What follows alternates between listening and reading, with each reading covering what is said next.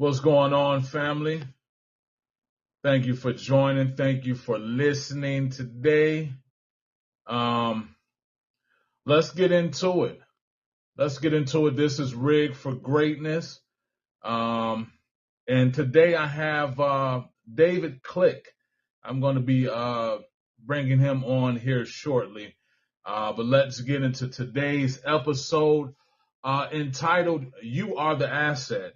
And like I said, welcome to another powerful episode of Rigged for Greatness, the show for truckers, travelers, and truth seekers on the road to wealth, wisdom, and purpose. Whether you're rolling through the Rockies or parked in a rest stop in Jersey, this show is your checkpoint for leveling up mentally, spiritually, financially, and relationally. Let's get into it. Motivational quote for today. You don't get what you want, you get what you are. That's Les Brown. Let that hit. Let that sit with you, because if you want more, you have to become more.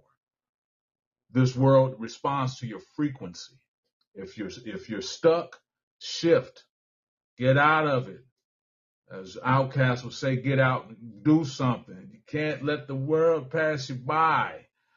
Mental maintenance, you are the asset. So if your body is breaking down, your money's going to follow. You know, if your mindset is off, your goals will stay foggy. And if your spirit is tired, even blessings will begin to feel like burdens. You are the business. You are the brand. You are the truck, the engine, the cargo, and the road. So don't forget to reinvest in you, not just in the company name or the equipment. Real assets appreciate over time. So appreciate yourself today. And for those lovers out there, love talk for truckers. I know a lot of truckers out there looking for that special someone.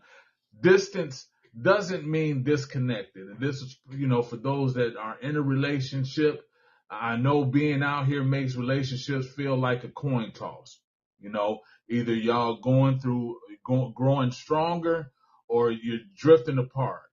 But connection is built on intention, not just location. So, send that good morning video.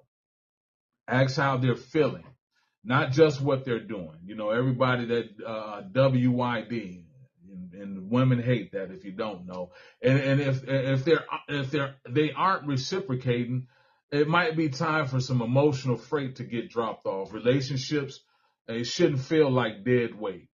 It shouldn't feel like dead weight. It should feel like a co-pilot on a long haul. Today in trucking news, trends, and job leads, big update, huge update. Several major carriers are testing out 4-day on, 3-day off regional routes with competitive CPMs and full benefits. If you don't know, that's cents per mile.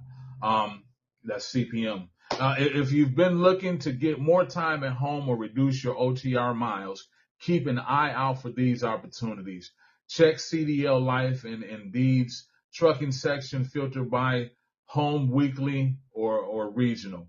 Hot lead for you if you're looking. Werner and Roll are offering sign-on bonuses between $3,000 to $5,000 depending on experience.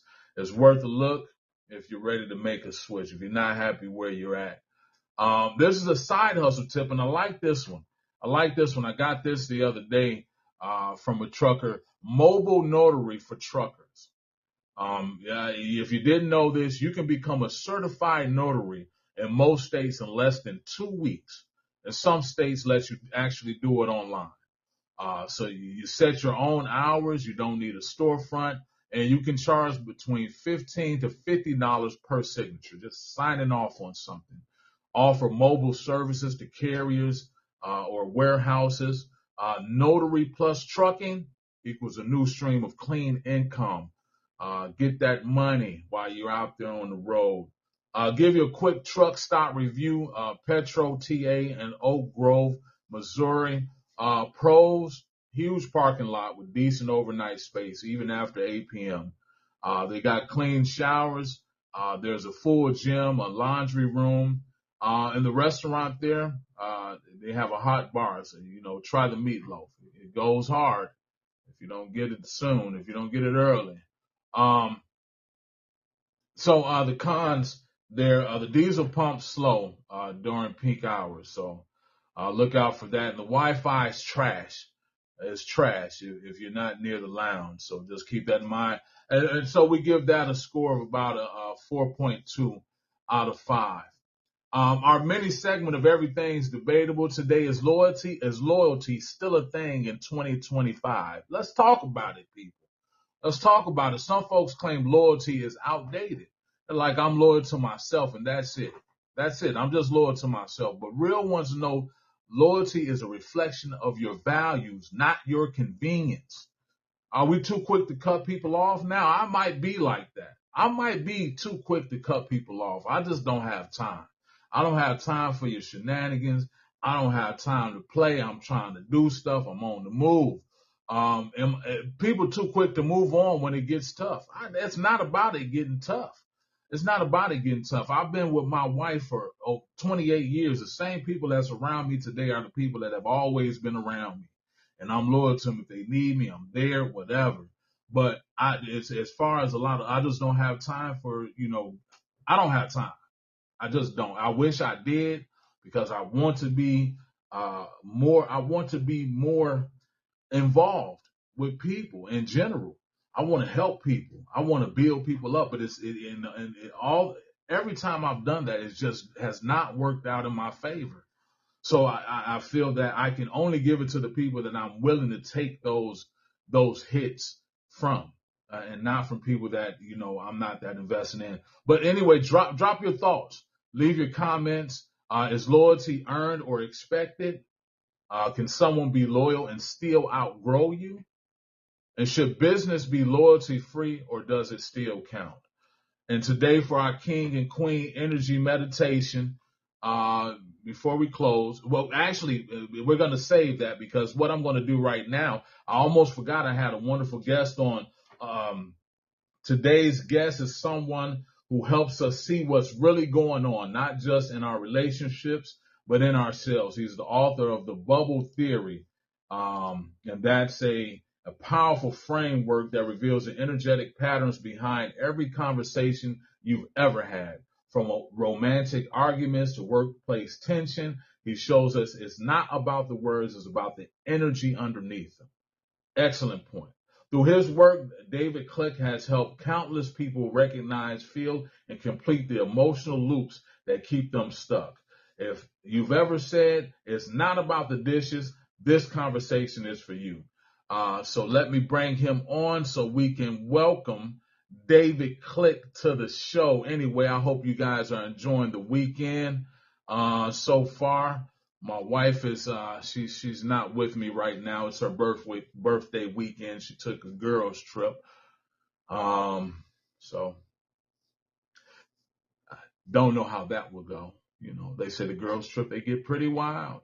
But I don't know. Maybe it won't be that wild. But we're gonna wait for David to join us here. I think I got some great questions for him. I'm excited to hear what he has to say about this bubble theory, the bubble theory. It's not about the dishes. I've definitely had my wife say that to me on occasion. Not only that, but it's not about that. It's what is it really about? But like it says here, it's the energy underneath. And sometimes you feel that energy when dealing with people. You know what I mean? They don't necessarily always say what they really feel. So we have David here. Hey, David, how you doing? Can you hear me, David? Hello. Yeah, can you hear me? Let me see if I can hear. No, you can't hear me. David? Yep. Okay, there we go. Okay, All right, I got. I've already introduced you here, and I think I got some great questions for you. Are you ready? Oh, you already introduced me. Oh, Yeah, I've sorry. already introduced you. Perfect. I'm ready. I'm locked and loaded. How's the audio? Let's rock and roll then. So I got to start with this. You're not arguing about the dishes. What does that line really mean? Well, we tend to think that we are arguing about what shows up in front of us, right? But what it means is we got to dig underneath it. Look at what's actually happening beneath the surface. So a lot of times couples get into fights, arguments, disagreements, not really understanding what they're even communicating about. Yeah, that happens with me and my wife all the time. Oh man, here we go. Right. What inspired the bubble theory? Was there a moment or a relationship that sparked the whole idea? Well, it was a culmination of all the failures I've had in life. I don't know if that counts, but then about 3 years ago, yeah, I was in a relationship and I was having a hard time communicating, and I was actually in one of my coaching sessions, and it kind of hit me as a download, an inspiration suddenly, and said, "Hey, this is an approach." And then I went, "Wow, that's really unique. Let me dig into that." And as I started to dive deep beneath the surface, it started to unfold. It took about 3 years to kind of flush it out and get the theory rounded. But yeah, I don't know if that helps explain. It does. And you talk about energy bubbles. What are they and how do they show up in everyday life? Well, I think the way that I like to view it is that every interaction is a bubble. So if your wife comes up to you and says, "Hey, which dress do you like? The blue one or the red one?" Right? That's a bubble that she is creating, and it's led with the energy underneath it, and that's led with a feminine energy. And so the whole premise is, society has pushed down our throats for I don't know how many years that men are masculine, women are feminine. Right. And Andrew Tate, the whole 9 yards has been polarity has got to be opposites. But my hypothesis and my theory and my understanding is actually kind of opposite, is that we have both energies within us, right? So we have masculine energy and we have feminine energy.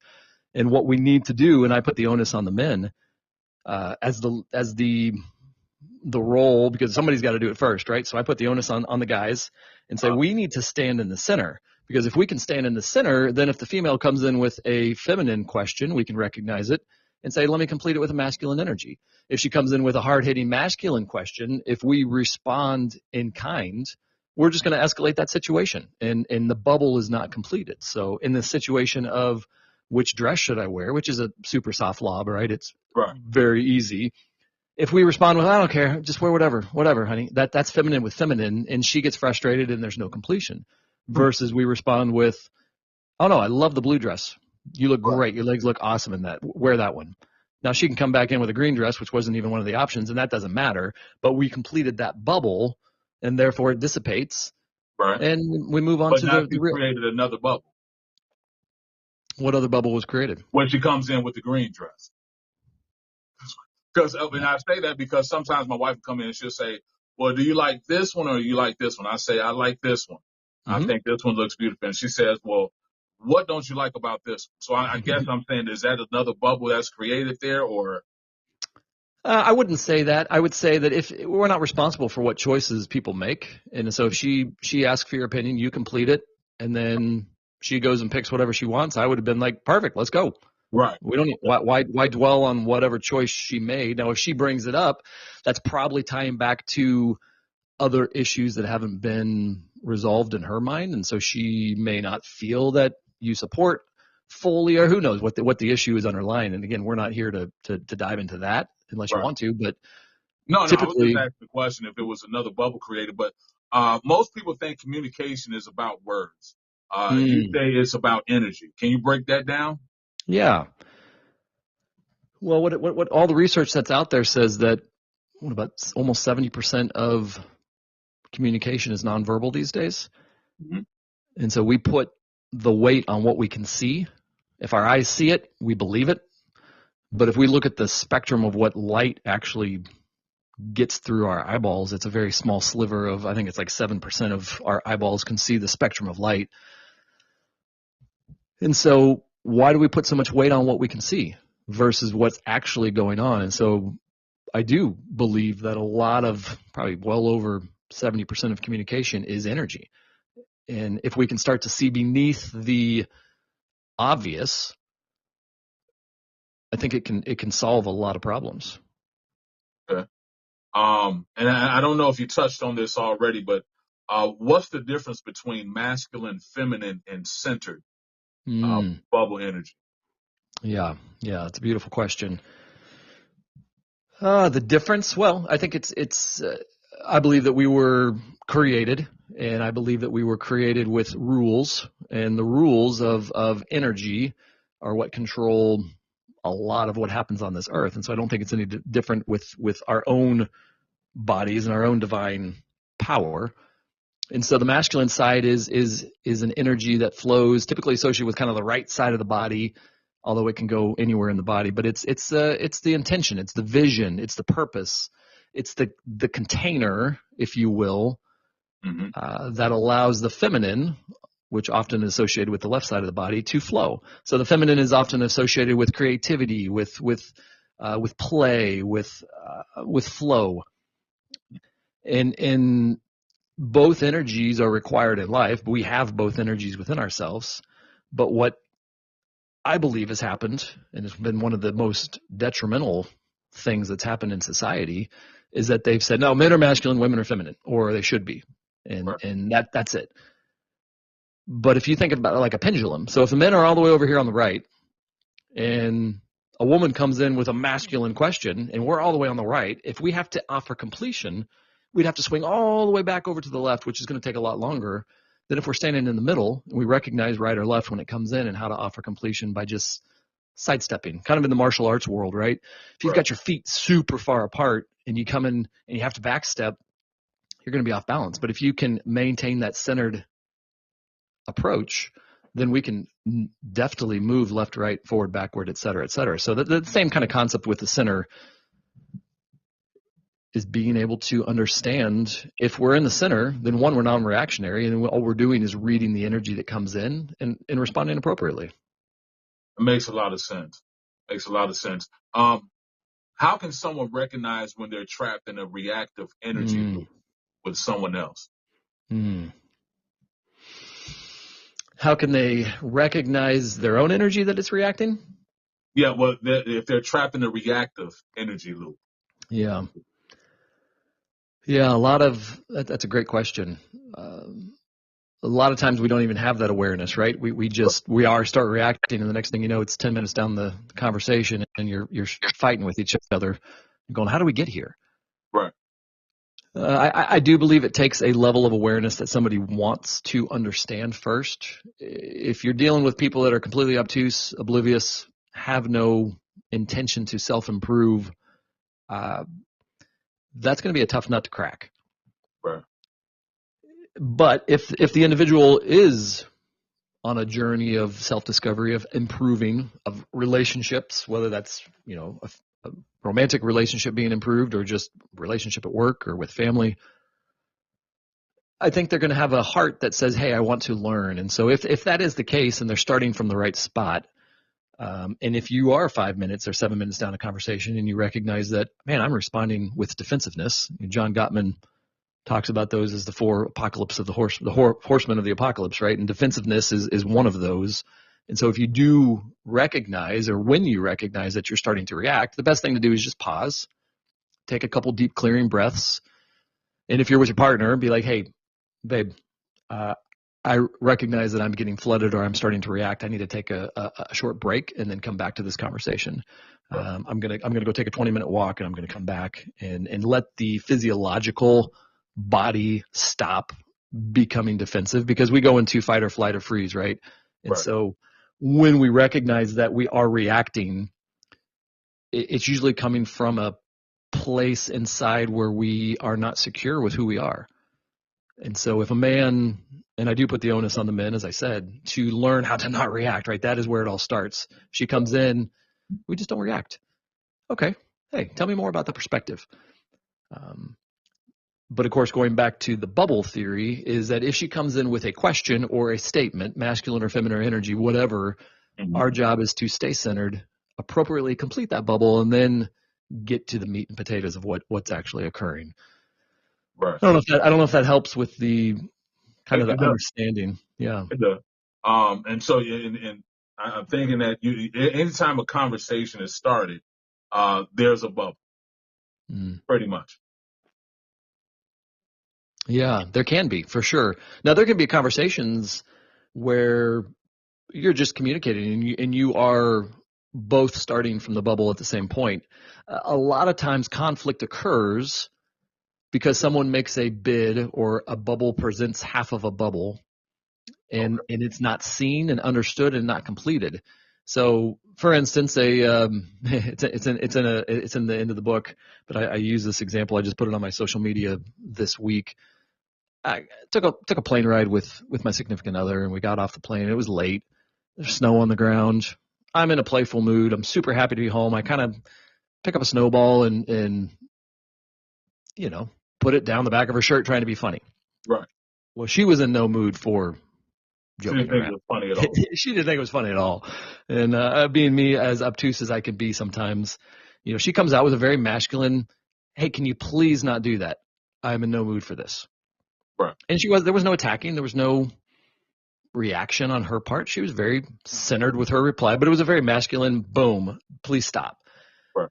Now, I didn't recognize the bubble, right? And so I met that masculine energy with a masculine reply. It's like, "Hey, babe, lighten up. I'm just playing, right? Come on, get in the mood." And so I responded inappropriately for that bubble. Now, I didn't right or wrong. That's not what we're talking about, but I didn't complete the bubble energy that she presented. Right. What I should have done was recognized, oh, that was a masculine reply. I would have met it with a feminine, "Oh, I see that you're not in a playful mood. I will respect that and complete that bubble," and would have dissipated. But unfortunately, I responded with kind of like, "Hey, snap out of it."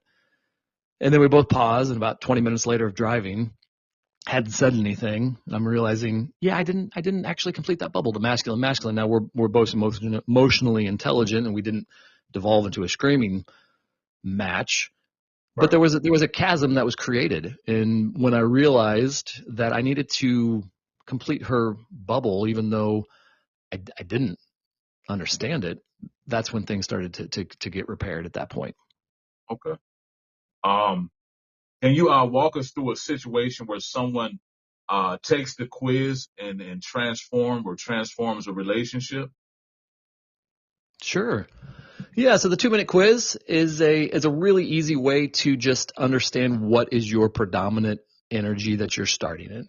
So if you predominantly respond with feminine energy, then it's good to know that that's where you're at. Or if you predominantly respond with masculine energy, or if you predominantly respond in the center, that it's more of an awareness tool to let you recognize, where do I normally respond from.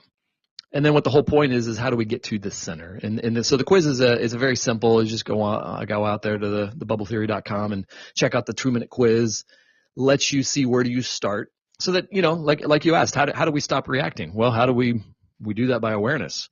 Right. So if we have a little tool that's very easy to complete, takes 2 minutes, and says, "Oh man, I typically respond with masculine strong energy," then we know where we need to where we're starting and where we want to get to. So I believe that it is our duty as men, leaders in society, in the world, to take the first steps and get to the center.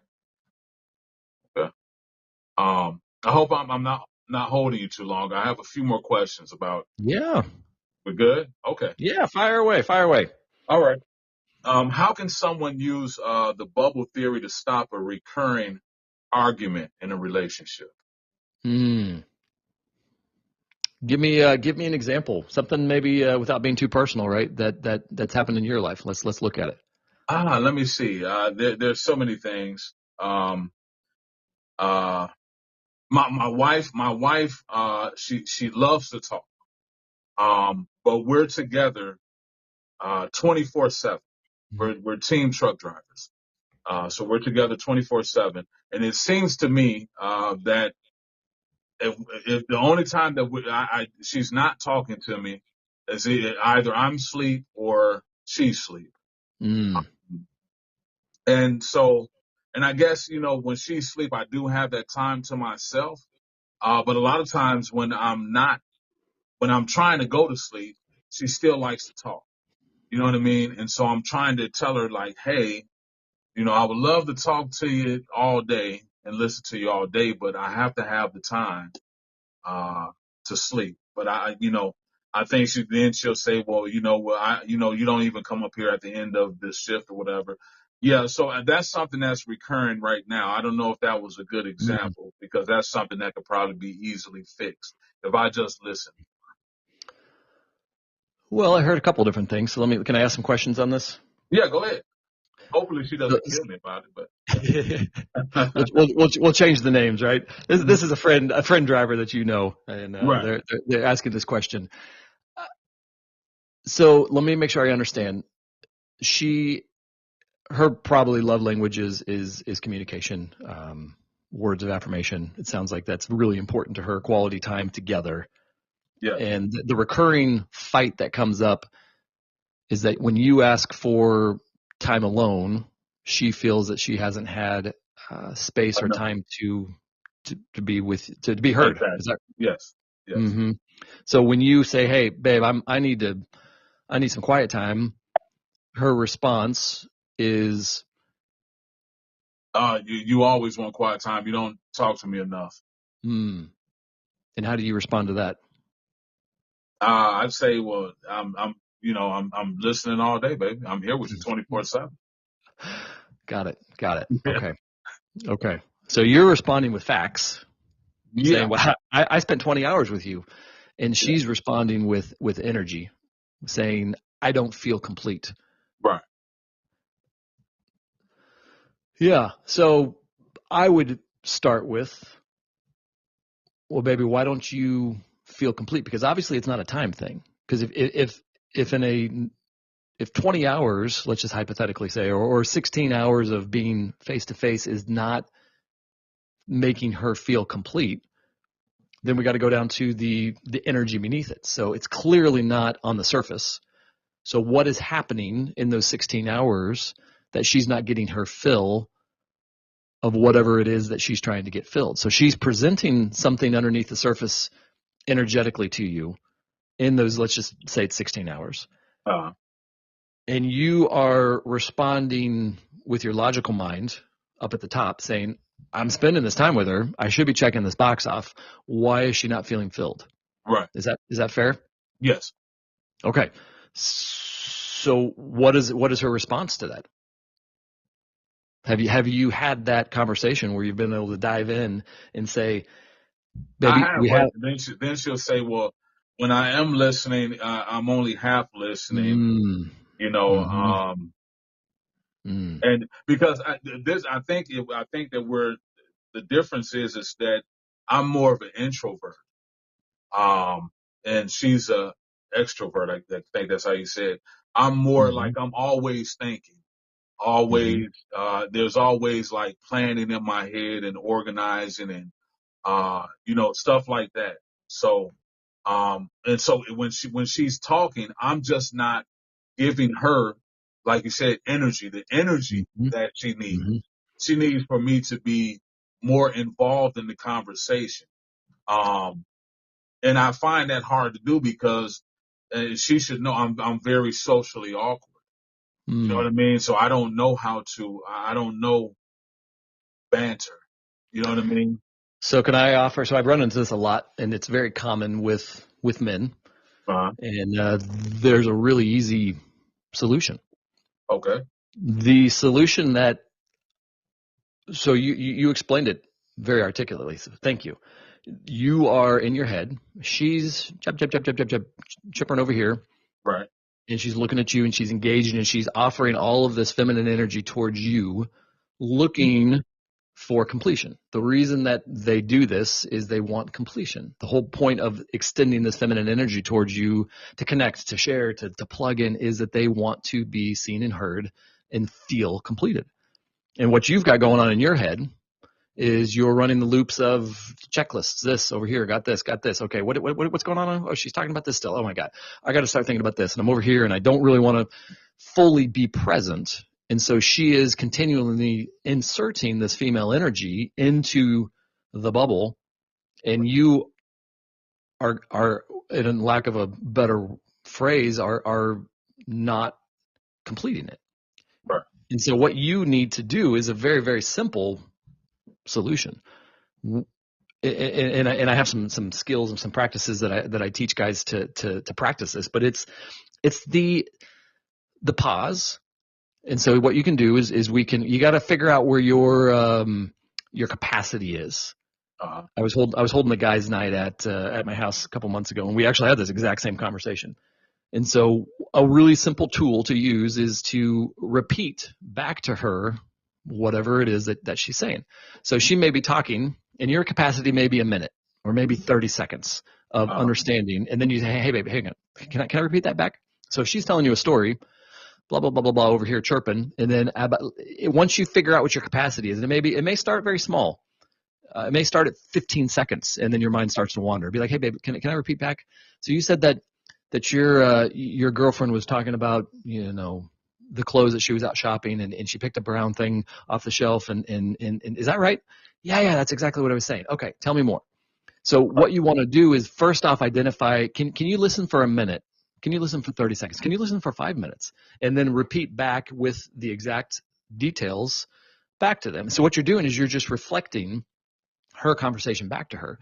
And as a man, we sit here and go, this is pointless. What am I doing? Why am I having to spend this time to reflect back? But what it's doing is it's getting you into the present. It's getting you into a grounded, centered energy where when she comes in, you're able to just reflect back to her, and she's going to be able to get to the bottom of it. Because, for instance, if my significant other came in and she's like, oh my gosh, my boss came in my office and threw these papers on the desk and started screaming at me, and I'm like, yep, okay, hey, what's for dinner, right?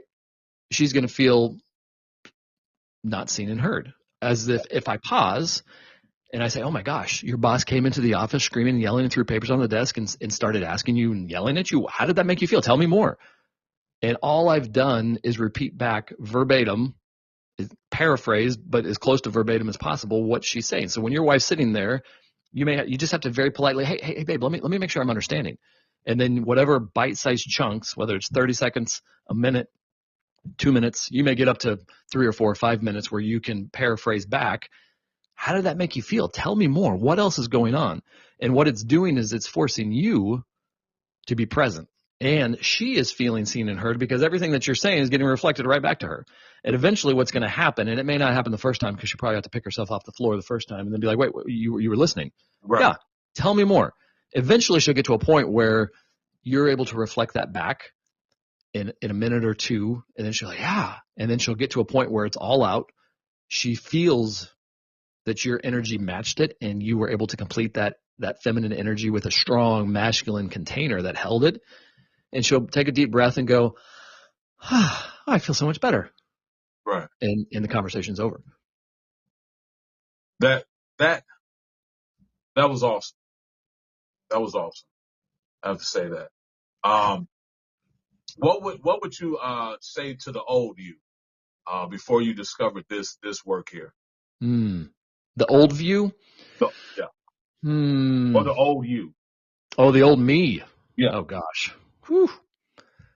The old David was stuck in my head. The old David was always trying to find an answer and plan. Oh, she's coming in with this. I was reactive. I was defensive. I was always trying to be one step ahead. Oh, if she's going to come in and critique or judge, whatever it is, what do you want to eat for dinner? I don't know. What do you want? And so I was reactive. I was defensive. Right. So what I would tell the old me is just take a breath.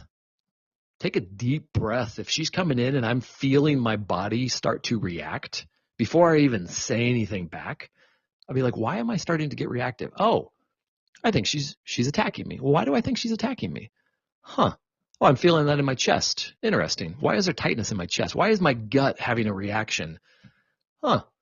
And so I would just listen to my body before I would react. And so that would be the first step, is just start to identify what my body is telling me. And we as men, we get stuck in the head. We get trapped up in our minds and we ignore everything that's beneath the neck, physiologically, emotionally, energetically. And so I can't complete bubbles if I'm in defensive or reactive mode. So I don't know. Right, I don't know. I'm with you. I'm sorry about that. Yeah. Yeah. No. I don't know if that makes sense with those thoughts there. It does. What can people expect when they read the bubble theory for the first time? Well, the goal of it, and I truly believe that this is what we have an opportunity to do with this revised approach. So we had John Gottman in the 70s that came out with the Love Lab. You had Men Are From Mars, Women Are From Venus in the 90s. You had Gary Chapman that came out with the 5 love languages, right? And it became a movement. And so the bubble theory offers what I would call I believe as a society, we are getting to a more enlightened, more expansive understanding of everything that's going on beneath the surface. And so if we're able to put down some of the old paradigms and actually look at this from we both have masculine, or we have both masculine and we have feminine energy within us, and it's not a matter of competing, but completing. And if we stand in the middle, we can more agilely move to the right or to the left. That's where we want to get to. That's where we want to get to with our loved ones. That's where we want to get to with our family, with our kids, with our work relationships. It's not about competing, but about completing. Okay. And my last question for you. Fire away. What's one sentence you'd want on a billboard that would capture the soul of the bubble theory? One sentence on a billboard. Yeah. Yeah. Well, I would probably gear that towards the men. Is stop reacting. And start completing. Because when we react, everything falls apart. There's nothing good that comes from reaction. And so if we could stop reacting and start completing and start looking at opportunities, at presentations, whether it's just where do we want to eat to, you forgot to take the trash out again. What is wrong with you, right? That's right. A masculine energy coming in hard. And if instead of us getting reactive, we go, that's masculine. That needs to be completed with, I understand that you're upset that the trash wasn't taken out. That makes perfect sense that you would be upset about that because I said I would do it. That's a feminine completion. And if we stop being so darn reactive and start understanding that all that we want to do is have completion in life, the collective is going to move forward. We're going to get out of this battle of the sexes, out of this he said, she said, out of this polarity of opposites. It's like, no. We're going to move to the center. And that's where I truly believe that we're ready as a collective. I believe we're ready as a society, as a race of humans to move to this center versus reaction. So, yeah. How's that? Awesome. Was there anything that you wanted to say before we close?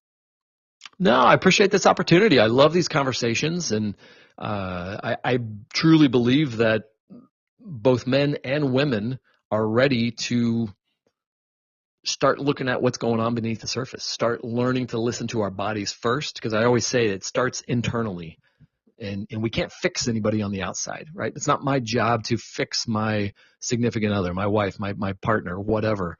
Right. My job is to control. And the only thing I truly have control over is from the top of my head to the bottom of my feet, and that is where it has to start. Right, David, I do want to thank you. It was great to have you on. What you shared today goes way beyond words. For me, it's about energy, presence, and awareness. The bubble theory is more than a book. It's a new lens for understanding the people we love, the conflicts we carry, and the patterns that play out in every conversation. To everyone who listens, you're not crazy, you're not broken, and you're not alone. Just caught in a bubble. Take the quiz. And that's at the bubbletheory.com. Read the book and start completing the energy, not the argument. This is Bosco, and you've been listening to Rig for Greatness. Be aware, be present, and keep your energy centered. Thank you again, David. You have a great day, all right? All right. Thanks, Bosco. Thank you. Bye-bye. Bye-bye.